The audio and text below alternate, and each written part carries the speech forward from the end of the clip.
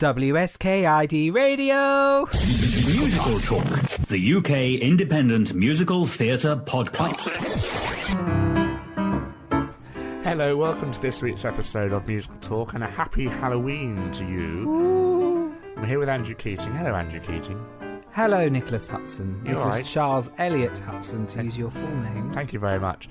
On the 23rd day of the month of October, in the early of a decade not too long before our own, Warner Brothers released a Blu-ray of Little Shop of Horrors, didn't they? They actually released it on the 9th of October. Yes, but we're discussing... This episode is being released, funnily enough, on the 23rd of October.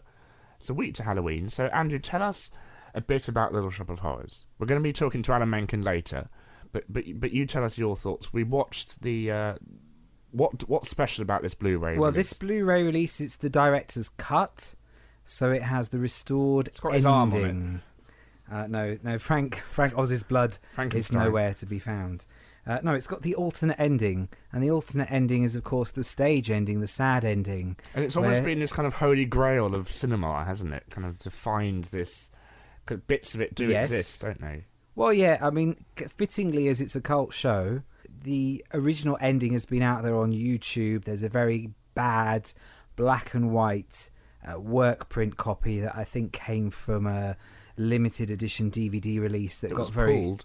It got pulled, I think. Supposedly David Geffen saw it and thought, I'm not sure quite how this has got out, and it looks really bad.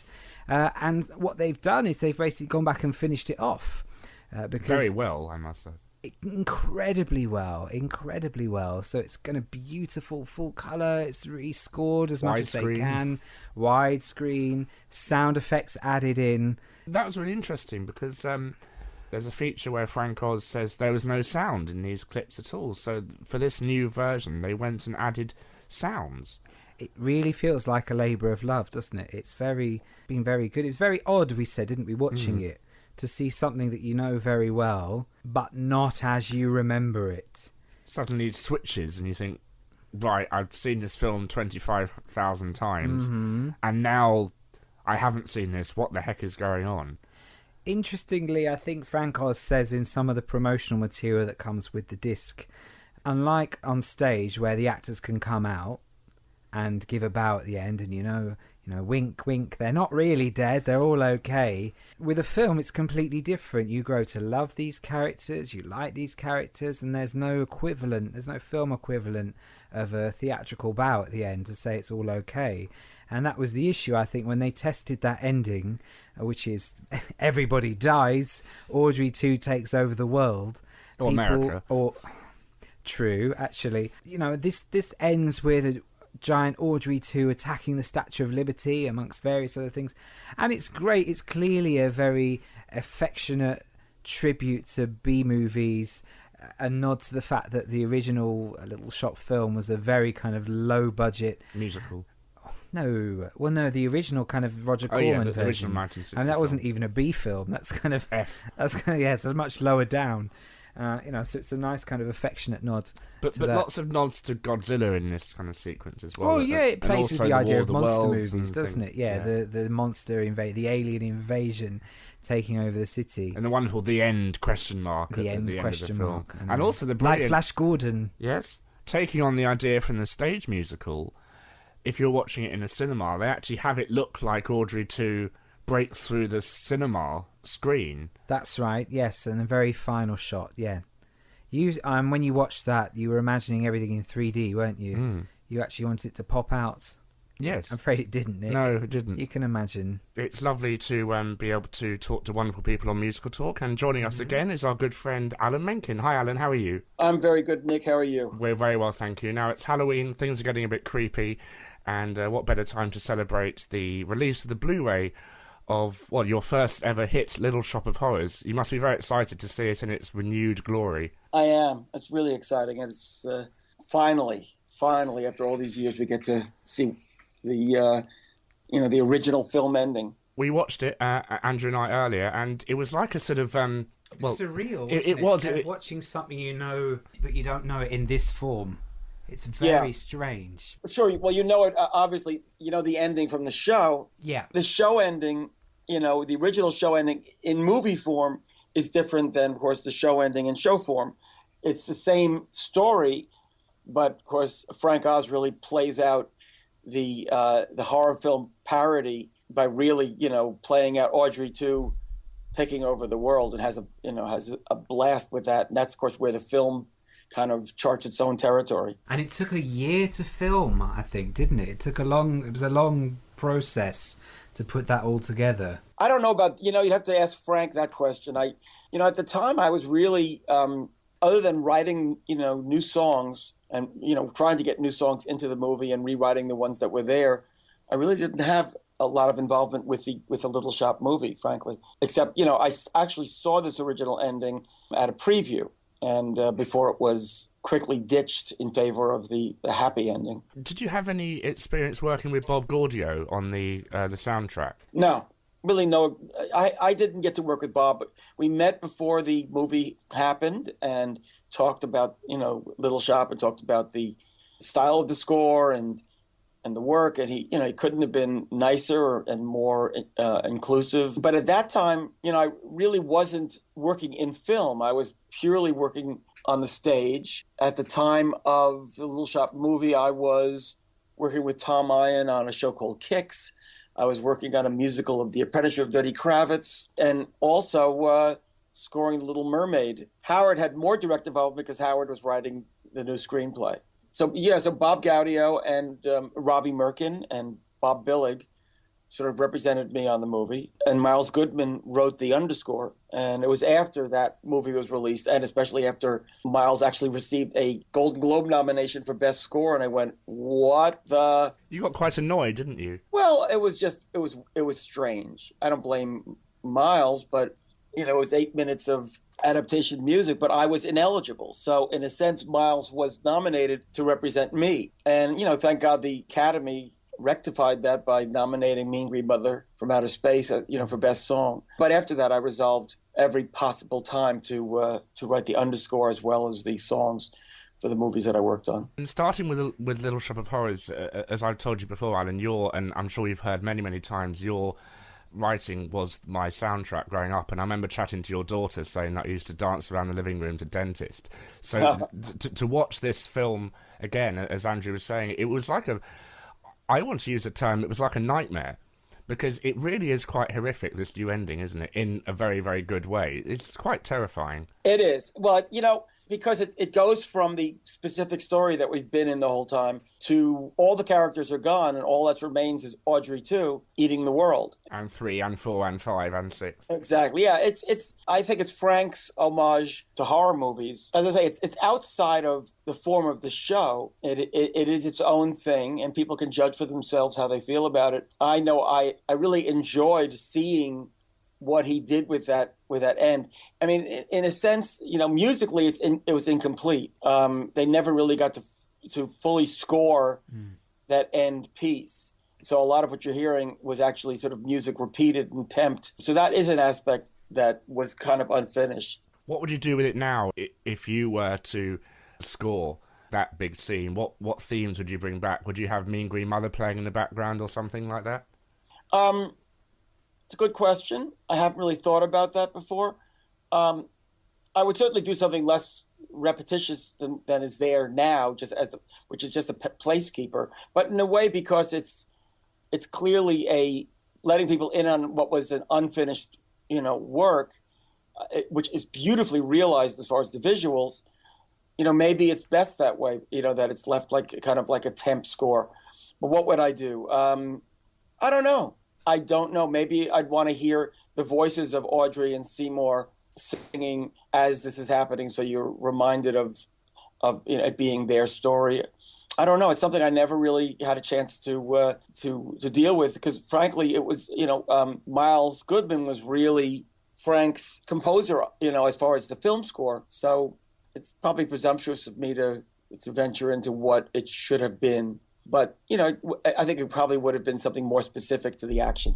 And at what point did you guys decide to give Audrey 2 a big song?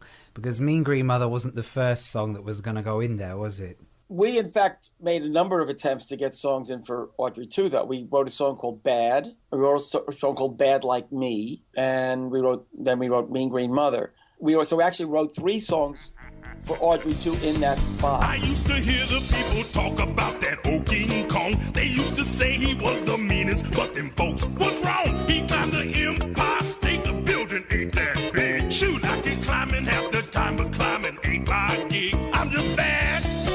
I'm real bad. I'm bad. You know. We also wrote a song for the end credits called Crystal, Ornette, and Chiffon. We wrote a song called Thunder Crash in the place where you see, there's a sequence where things are all improving for Seymour. Well, there's a lyric in the in one of the songs called Thunder Crash, Clash Kaboom. Yes, right. And it probably would have been essentially in that area. It's a song called Thunder Crash. But somewhere in that sequence was a new song we had written. We replaced Don't It Go to Show You Never Know with Some Fun Now, which was essentially a cousin of the other song, but it was new material on the chorus. We wrote a song called Your Day Begins Tonight, which was underscoring when Seymour is chopping up Oren's body. Well, one song we were trying to figure out was from the Broadway cast recording where the extra demos and things went on. Whereabouts the worse he treats me would have gone in. Well, that's a good question. That was way, way, way back in our process. I imagine it would have been sort of in the Somewhere That's Green spot, frankly. It's basically telling everybody, about Oren. And so probably would have been prior to Somewhere That's Green, but in the section of where she's defending, that boyfriend she has, before they say, what about Seymour? The worse he treats me, more he loves me. It sounds unusual, I know, but when he hurts me, that's how he tells me that he would never let me go.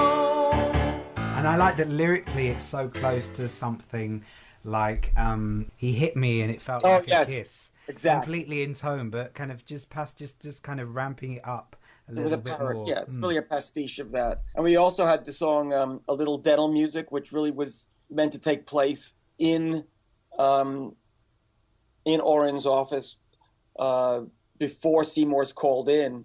He's waiting in the waiting room, and the urchins are there kind of singing their version of the music that you hear in a dental office before you're called in to have your teeth drilled. A little dental music, strings are strumming, flutes are trilling, numbing minds and calming nerves while steps away.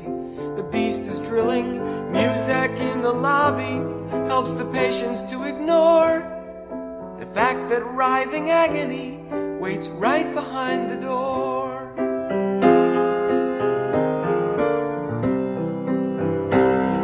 And then there was also the song We'll Have Tomorrow, which was in that spot where Audrey, kind of slaps Seymour.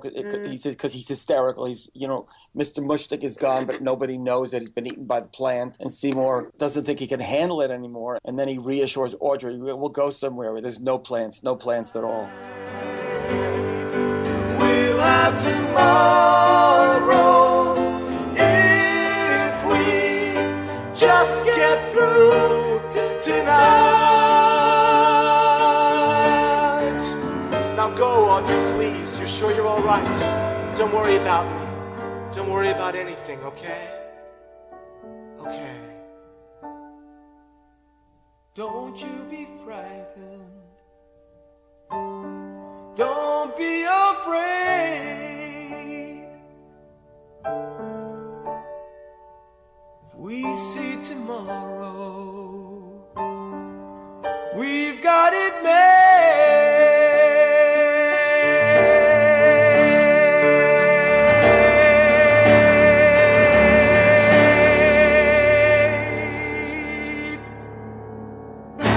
That also makes a cameo in Don't Feed Your Plants, doesn't it? Yeah, it's at the very end.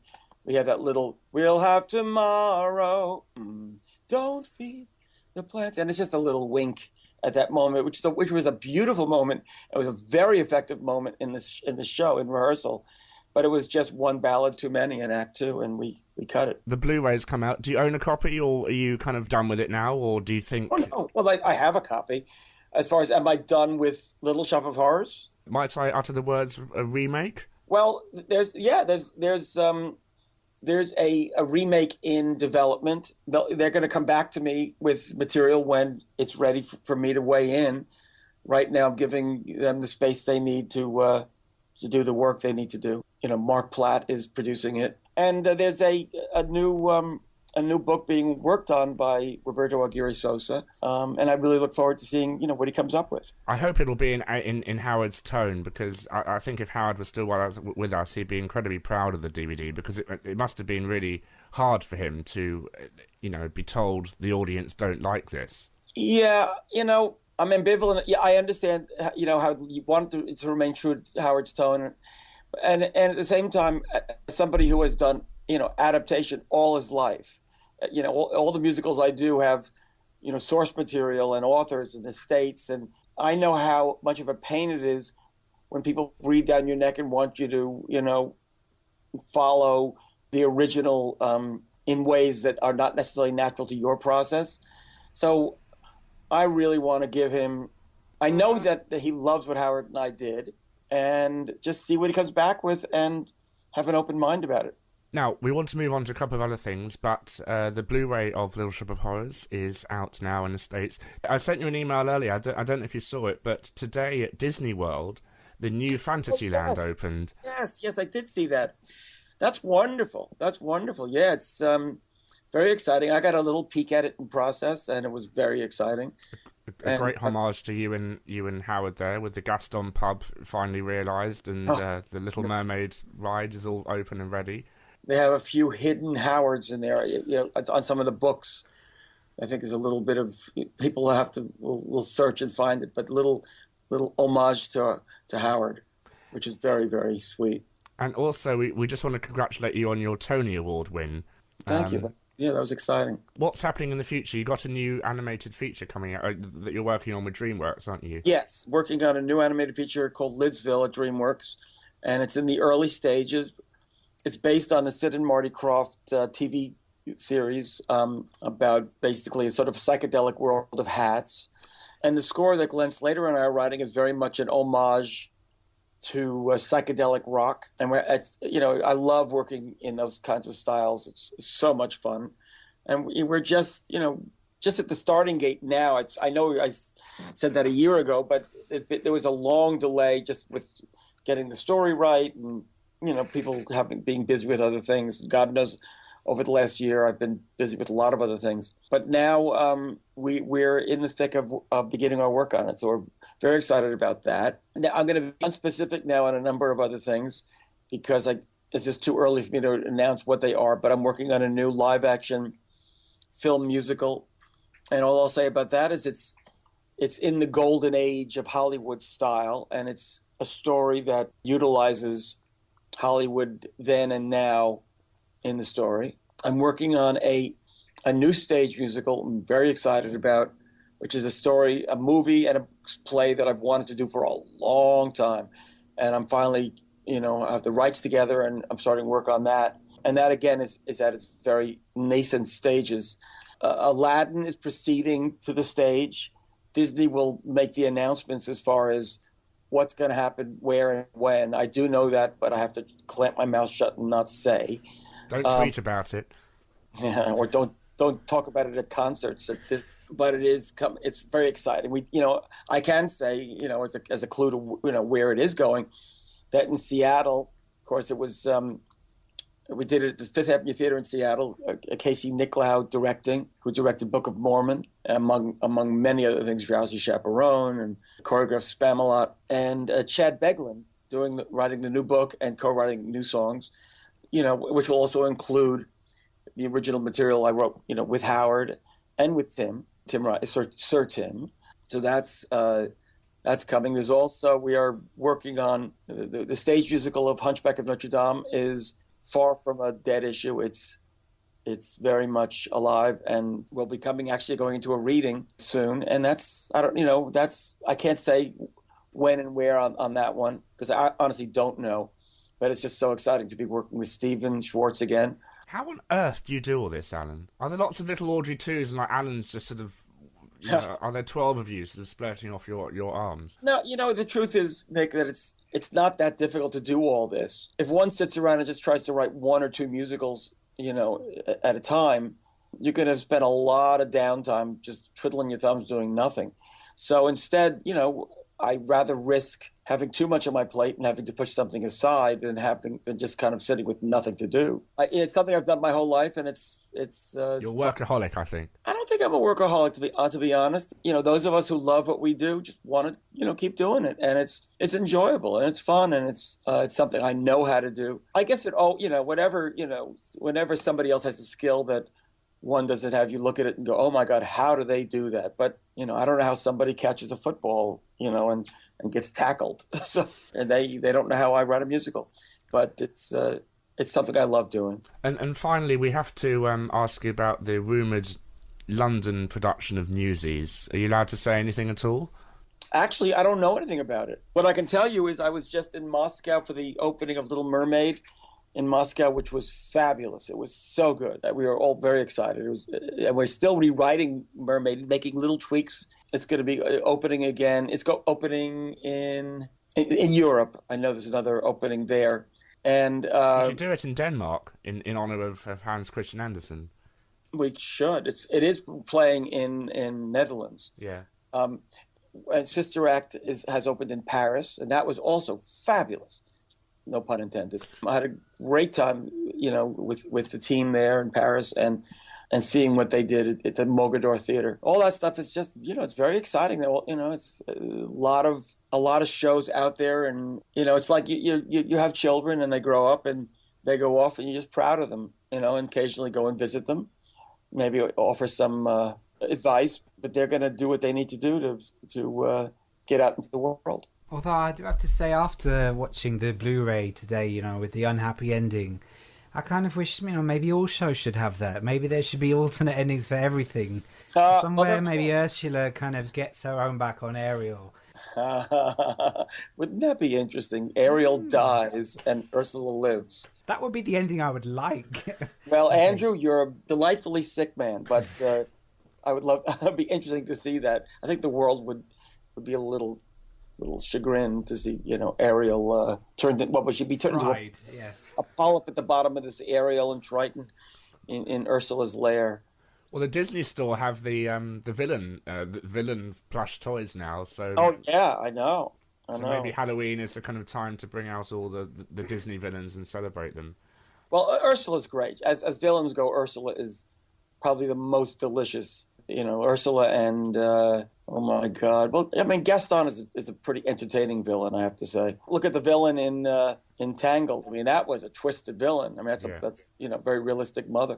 Yeah, Ursula's kind of delightful. Ursula is kind of like an Audrey too in her own way. Yeah, the tentacles and just being just like sort of delightfully wicked, but in a way that is she sort of celebrates her wickedness. I have to mention one of the best performances I've ever seen you give was with Paul O'Grady here in England, where he burst into Poor Unfortunate Souls live on television. He was fun. Yeah, we had a good time. But Alan, thank you very much for chatting to us, and good luck with your myriad of projects coming up in the future, and I'm sure we'll have you on again sometime to discuss them. Thank you, Nick, and nice to meet you, Andrew. All right. Thank you. Thank you very much. Take care, guys. Going back to what I said to Alan, it is terrifying, isn't it? It is quite scary, isn't it? Yeah. It does warn you on the. It does warn you. I have to say, it's a really nice set, isn't it? It comes it's like a little book. The disc comes in a book. It's not a very well written book, you were saying, Andrew. There are a couple of you get little trivia facts off Wikipedia. Yeah, it's more a nice booklet to look at, isn't it? Yeah, it's a coffee table booklet thing. It's a coffee table with lots of lovely glossy pictures, and then like a little kind of insert, like a little flyer from Frank Oz, which we enjoyed looking at. A personal message. Message. Dear film fan. Dear movie fan, it says. You were saying before we started that it kind of in the original film release had speaking of photos and books and things, it had a bit of a cult following, didn't it? Well, yes, yeah. I mean, you could get trading cards. There was the Marvel comic tie-in edition. I don't know if that included the song lyrics though. All sorts of things, and then kind of as with the internet, I've seen things like fan versions of the soundtrack that have got the underscoring kind of mixed in with the official soundtrack. All sorts of bits and pieces. People love it, don't they? I mean, it's the whole thing. The fact that people, there's obviously still a demand for this film, for Warner Brothers to go back and spend what must have been, a large amount of time and money to do this. There's a market for it, clearly. Well, the film originally only made $30 million or something, and it cost about 25 million, because I think it was a huge set. Well, it was filmed at Pinewood Studios, the biggest studios in the world at the time, to do that, literally huge. And every time I watch the film, it is even watching the new ending tonight, it is a triumph of filmmaking from Frank Oz and the models team and things. Especially nice to have the models redone in this new version, but also just the plant. It's a mammoth work of genius to have, because you were saying if it was CGI, it wouldn't look like that at all. It wouldn't look like a real plant. Well, it wouldn't be real. It's real. Yeah, it's there. We are seeing the real it's plant. It's there. It's not a digital effect. That's a real, in inverted commas, plant. And you wouldn't get that with CGI. It wouldn't quite be the same. I think part of the effect is that it's really there. It's interacting with the actors. I mean, I know we'd read as well, hadn't they, that they shot some of the plant footage in they kind of changed the speed, didn't they, so that when they kind of ran it up to normal speed, the movement looked more fluid and more realistic. But it's still really impressive, particularly on the kind of seeing it so clearly as well on the Blu-ray. To see this that is a 26-year-old film we're talking about, and it didn't look it, did it? No, it didn't look it. The film is in the kind of public memory now because it's been parodied twice, to my knowledge, in Family Guy. That's quite a sinister parody. Yeah, but they have Dadu. Like a paedophile version. they have Dadu. Somewhere That's Green. In one, but the Somewhere That's Green parody, I put this link on Twitter a couple of weeks ago. It is shot for shot. All the sets are drawn exactly, so it proves that this is a kind of... Nick, they did that with Psycho. That doesn't mean it was good. It just means it was carefully done. Yeah, but it was done, in a kind of... It was a lot of effort gone into that scene. It was. Again, there was a lot of love gone in that, but it was just so sinister and weird. That's what's so funny about it. Alan mentioned the remake, which is in the works. What are your thoughts on this? I think, as with a lot of these things, there's positive and negative. I mean, there'll be a lot of people, because it's a 26-year-old film, an older stage show, and there's not been... there was a recent-ish stage version, wasn't there, within Sheridan Smith? Yeah, in London, and the big one on Broadway. Did it tour? Yes, it did, because I remember seeing adverts for it at the Wimbledon Theatre and Richmond Theatre and stuff like that. A little bit of a travel. Yeah. So, I don't know. I mean, I don't know how much... I think for a younger audience, that's where remakes are important. It'll depend on casting, I think, because the movie, the 86 movie, is very Saturday Night Live, and it's all the kind of John Candy film, the John Hughes, Chris Columbus era kind of films, and it's great casting. It really is a tour de force of 80s comic heroes, plus Ellen Green from the show. I think if this is your version, a remake is probably not going to make a huge difference. It's always nice to compare things, but a remake is probably more important for maybe people that have never come across it, or a younger audience, so that they can at least see something of it for the first time. But now the Blu-ray's out, they can finally see the because the rumours. Do you saw the rumours like it was going to be Joseph Gordon-Levitt? I think he'd be very good Seymour. Now, who was the guy I said to you would make a good Audrey 2?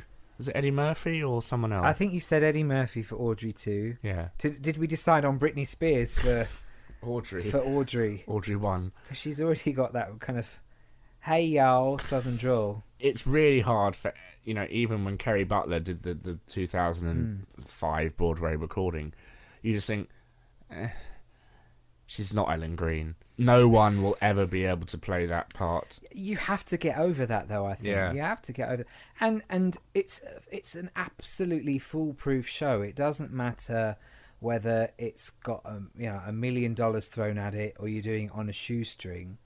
The show always works. I've seen really dreadful amateur versions. I saw one version where they played Mushnik like a kind of Nazi guard.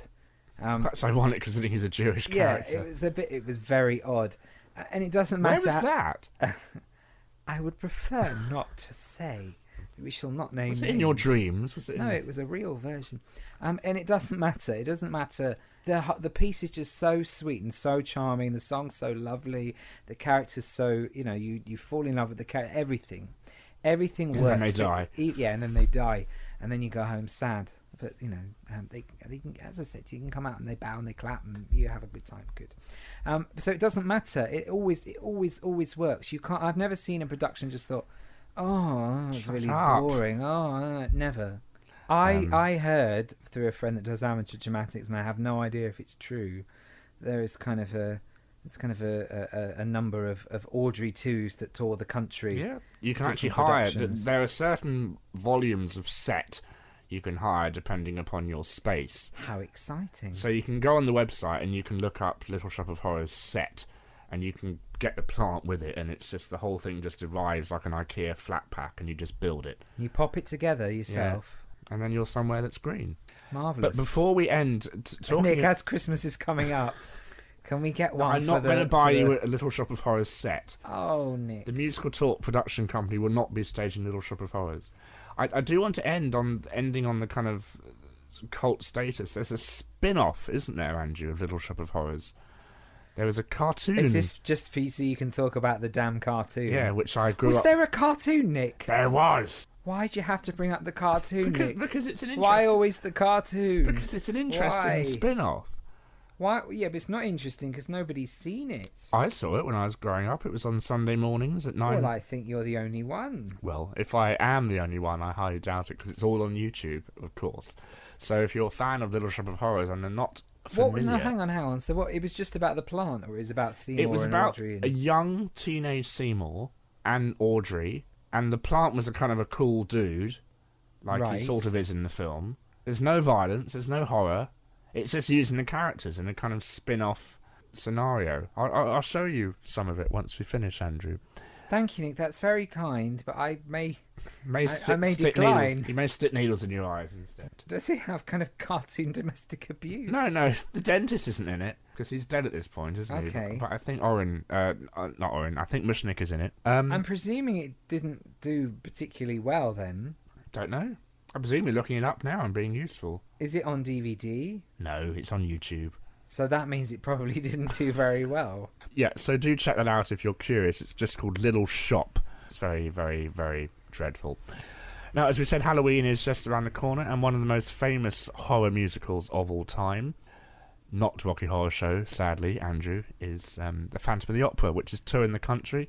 And I spoke to our presenter and good friend Andrew Corcoran, who is currently in the orchestra for that production, about that new production of The Phantom of the Opera.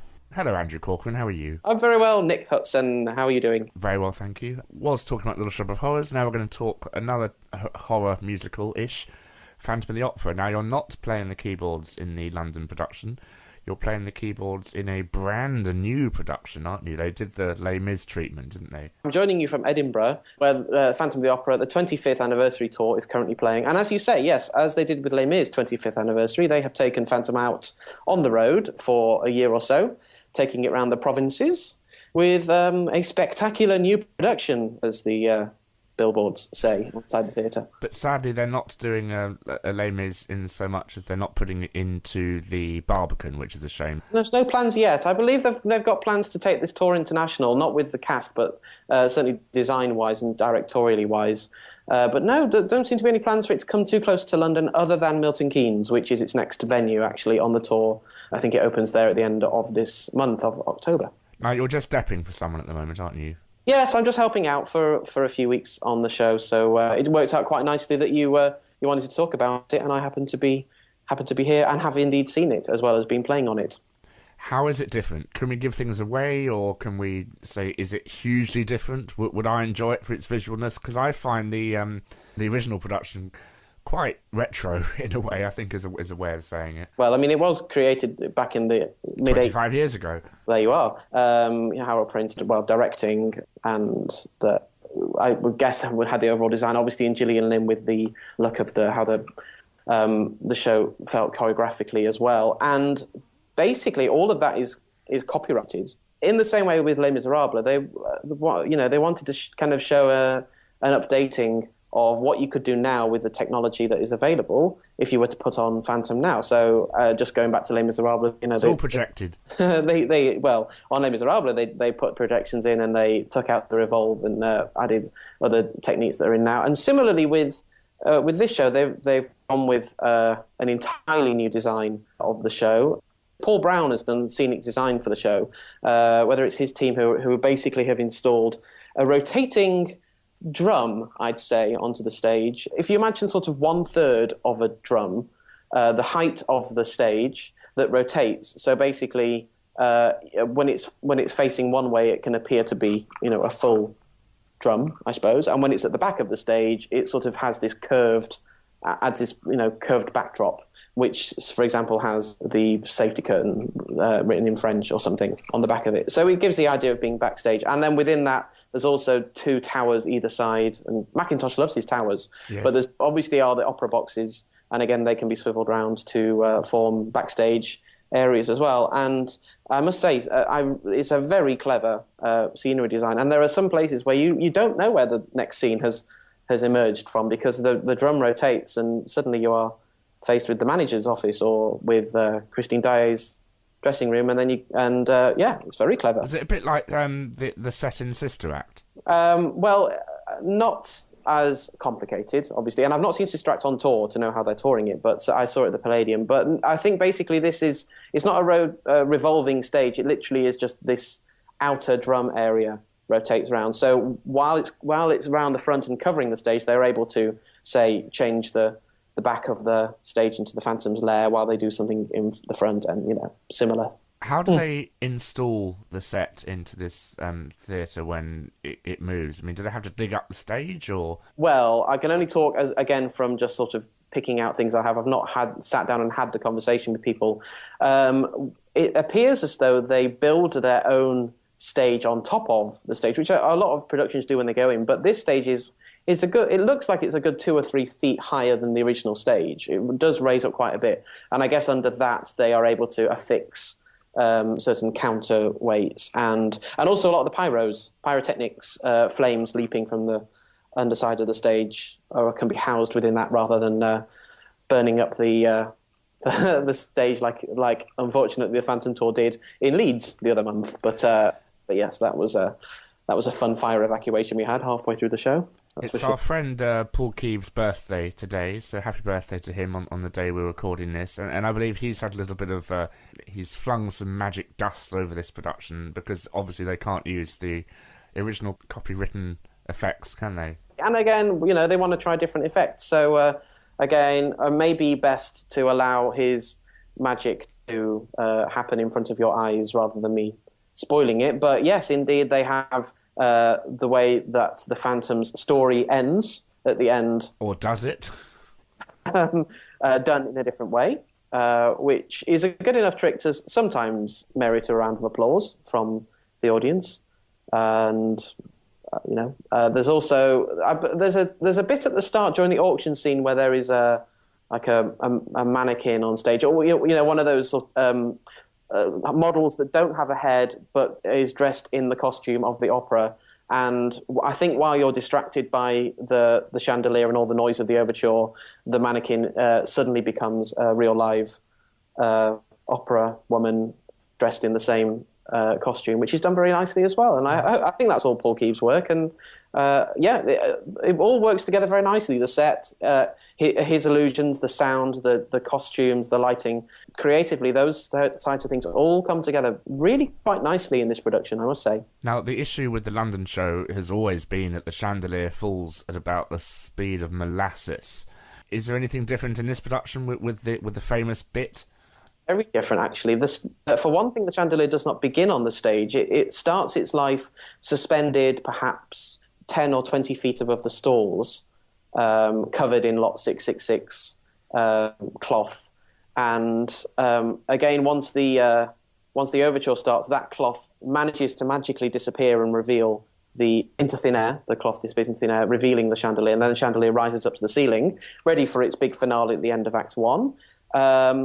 And no, they have a different way of doing the ending, whereby by bringing down the chandelier, the there is a lot of lighting effects and what appears to be glass falling on the entire auditorium and sometimes in the pit.